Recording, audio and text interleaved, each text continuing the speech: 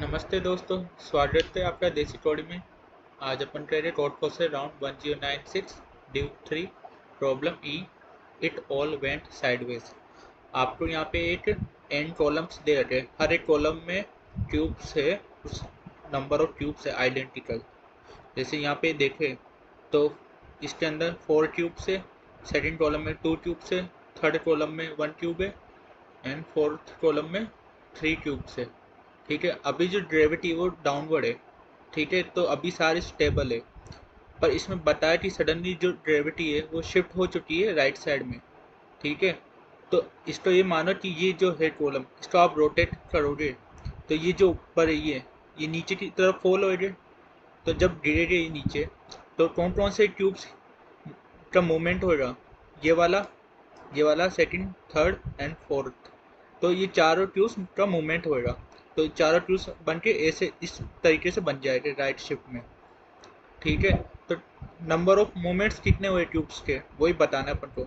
और अपन को ये दे रखा है कि आप एटमोस्ट 1 ऑपरेशन कर सकते हो। ऑपरेशन क्या है? आप कोई सा भी कॉलम चूज करो और उसमें नंबर ऑफ ट्यूब्स डिक्रीज कर दो बाय 1। ठीक है, जैसे यहाँ आप 2 से 1 डिक्रीज कर सकते हो।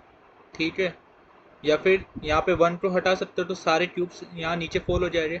तो इस तरीके से आपको जो नंबर ऑफ मूवमेंट है क्यूब्स का वो बढ़ाना है। ठीक है, जैसे अभी पहला वाला एग्जांपल लेते हैं 1 2 3 2 1। तो यहाँ पे अगर देखें अपन 1 2 3 2 1। ठीक है, तो 1 2 3 2 1। अब इसमें जो देखें यहाँ पे अपन कोई सा भी एक कॉलम में से क्यूब हटा सकते हैं। अब वो किस में से हटाए जिससे अगर राइट शिफ्ट हुए तो ज़्यादा से ज़्यादा क्यूब्स का मूवमेंट हो सके। अभी अगर मैं ये वाला हटा दिया सपोज करो, तो ये जितने भी एलिमेंट है सारे वो इधर की साइड फोल्ड करेंगे, क्योंकि कोई भी क्यूब इस तरफ कब जाएगा जब उसके राइट साइड में कोई सपोर्ट नहीं होगा, उसके बराबर या उससे बड़ा कोई सपोर्ट नहीं हो रहा, तब तक जो ट्यूब है वो उस तरफ फोल्ड करेगा।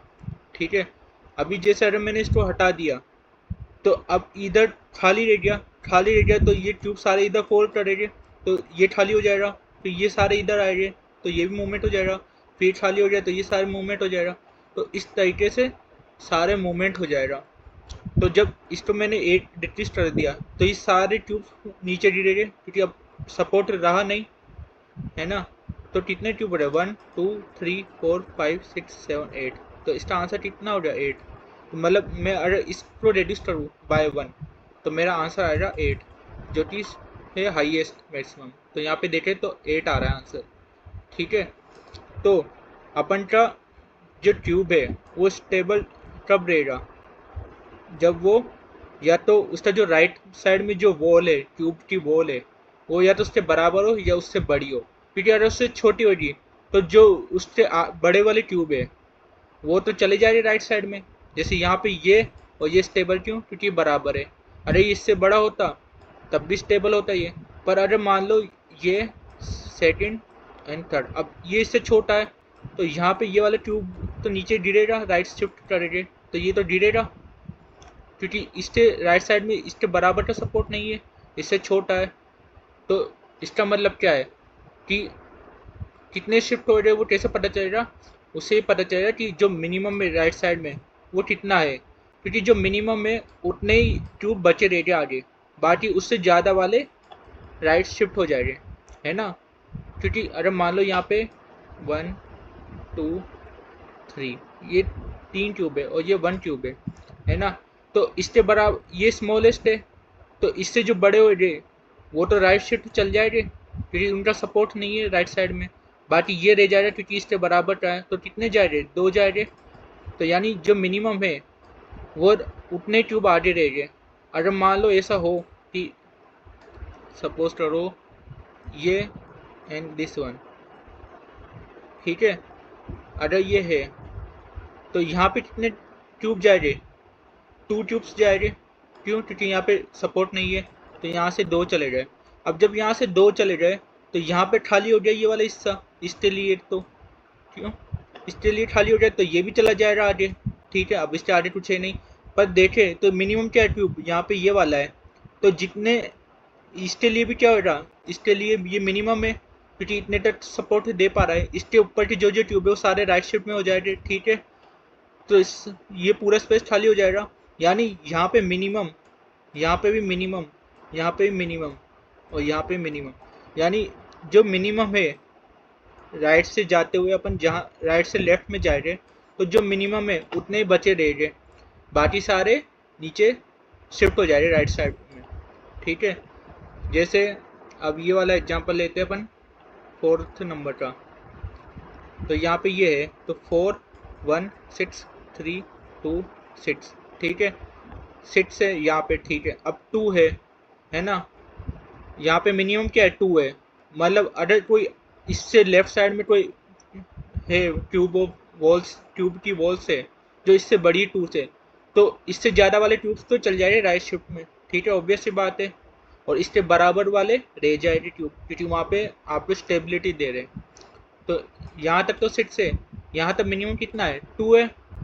अब यहाँ मिनिमम क्या है राइट साइड में 2 है, तो 2 ट्यूब्स रह जाएंगे, बाकी जो एक्स्ट्रा ट्यूब है वो राइट शिफ्ट हो जाएंगे। ठीक है ना, फिर यहाँ पे भी 6 है तो यहाँ पे भी 2 ट्यूब्स रह जाएंगे क्योंकि मिनिमम क्या है 2 है ना, तो जो एक्स्ट्रा ट्यूब्स है 4 वो राइट शिफ्ट हो जाएंगे। यहाँ पे 1 ही है, अब 1 तो 2 से भी छोटा है तो वो तो स्टेबल रहेगा ही, तो यहाँ पे 1 हो जाएगा, है ना। अब यहाँ पे 4 है तो जो 3 है वो एक्स्ट्रा 3 वो राइट शिफ्ट हो जाएगा। ठीक है, तो यहाँ पे भी 1 रहेगा मिनिमम। तो ये क्या आया, ये हर एक कॉलम की पोजीशन आई जहाँ पे मिनिमम ट्यूब्स रहेंगे, बाकी सारे शिफ्ट हो जाएंगे। ठीक है, तो कितने शिफ्ट हुए वो देखना है। यहाँ पे तो 0 शिफ्ट हुआ, यहाँ पे 0, यहाँ पे 3 था, मिनिमम क्या है 2 ही रहेंगे ट्यूब्स, बाकी क्या हो जाएगा शिफ्ट हो जाएगा राइट साइड में, है ना। तो मतलब एक्स्ट्रा 1। ठीक है, यहाँ प्लस करते हुए जाते हैं। यहाँ पे क्या है 6 है, यहाँ पे 2 ही स्टेबल रहेंगे, बाकी सारे शिफ्ट हो जाएंगे राइट में, तो 4। यहाँ पे 0 प्लस यहाँ पे 4 है, 1 ही स्टेबल रहेगा, बाकी 3 शिफ्ट हो जाएगा राइट में, तो 3। तो टोटल कितना हो गया 8 आ गया। ठीक है, अब अपन को 8 ऑपरेशन करना है जिसमें क्या बताया कि कोई सा भी 8 अपन रेड्यूस कर सकते हैं कॉलम। ठीक है, अब जैसे सपोज करो यहाँ पे मिनिमम ये बना अपना, अगर मैं कोई सा भी 8 टर्म करा, जैसे मान लो मैंने 2 टर्म करा, तो ये क्या हो जाएगा 1। अगर ये 1 हुआ तो ये भी 1 होएगा, ये भी 1 होएगा, क्योंकि अपन क्या ले रहे हैं राइट से लेफ्ट जा रहे हैं तो मिनिमम ले रहे हैं, क्योंकि अपना राइट वाला क्या होना चाहिए स्टेबल रहना चाहिए। कोई भी कॉलम कभी स्टेबल रहेगा जब उसका राइट साइड उससे बड़ा या उसके बराबर होगा, तो अगर उससे छोटा हुआ तो फॉल हो जाएगा। तो अपन क्या कर रहे थे मिनिमम निकाले राइट से लेफ्ट में, इससे अपन को पता चले कि इतने ट्यूब्स सेफ रह गए, बाकी उससे बड़े वाले ट्यूब्स राइट में शिफ्ट हो जाएंगे। तो अगर मैंने इसको रेड्यूस करा 1 तो ये 1 हो गया, तो ये भी 1 होएगा, तो ये भी 1 होएगा, ऑब्वियस सी बात है ना। या दूसरा ऑप्शन क्या है, दूसरा ऑप्शन है कि मैं इसको 0 कर दूं, ये 0 है तो ये भी 0 हो जाएगा। ठीक है, अब बढ़ेगा कितना, कितने नंबर ऑफ ट्यूब्स बढ़े वो कैसे पता चलेगा, जितने जिसकी फ्रीक्वेंसी ज़्यादा होगी। अगर मैं मान लो इसको 0 करा तो बस ये 2 ही 0 हो गए। ठीक है ना, तो कितना चेंजेस आएगा, बस 2 ट्यूब का चेंजेस आएगा, है ना।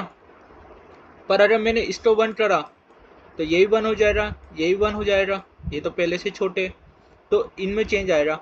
अब कितने ट्यूब, कितने में चेंज आएगा 3 में, यानी 3 ट्यूब्स का मूवमेंट बढ़ जाएगा, है ना। ऑब्वियस सी बात है, पहले क्या हो रहा था 3 - 2 1, यानी 1 मूव हो रहा था। अब यहाँ पे क्या हो गया 1, 3 - 1 क्या हो गया 2, तो यानी एक्स्ट्रा बढ़ेगा 1, तो एक्स्ट्रा ही बढ़ेगा 1।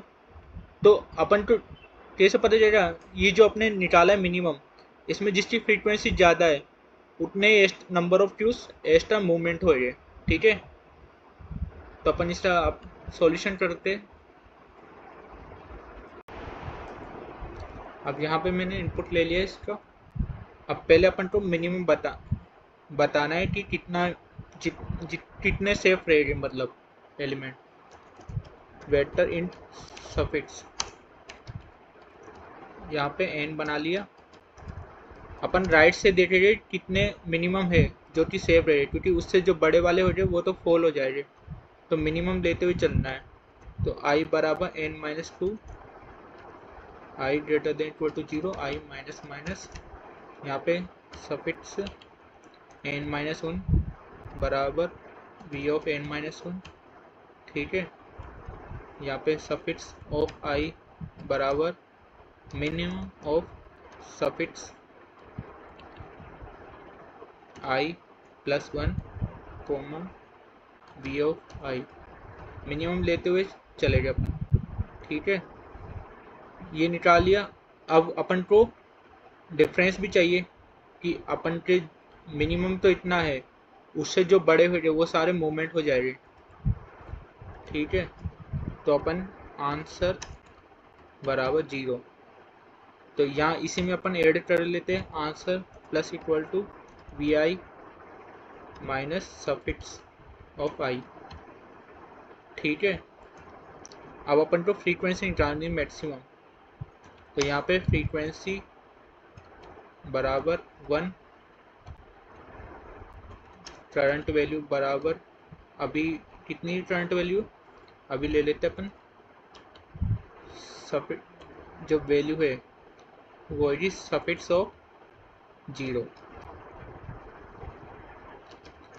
4 इंट आई बराबर 1, I less than N, I plus plus, if current value बराबर है सफिक्स के, तो यहाँ सिंपल फ्रीक्वेंसी प्लस हो जाएगी, एल्स फ्रीक्वेंसी क्या हो जाएगी 1।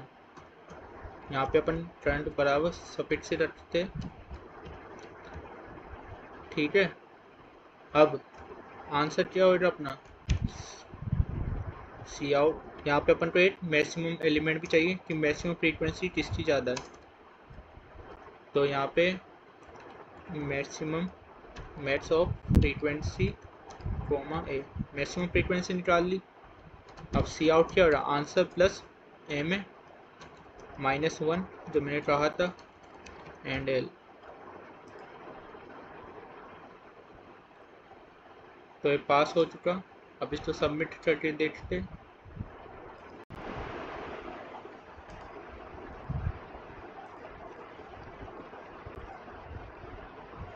तो ये सबमिट हो चुका।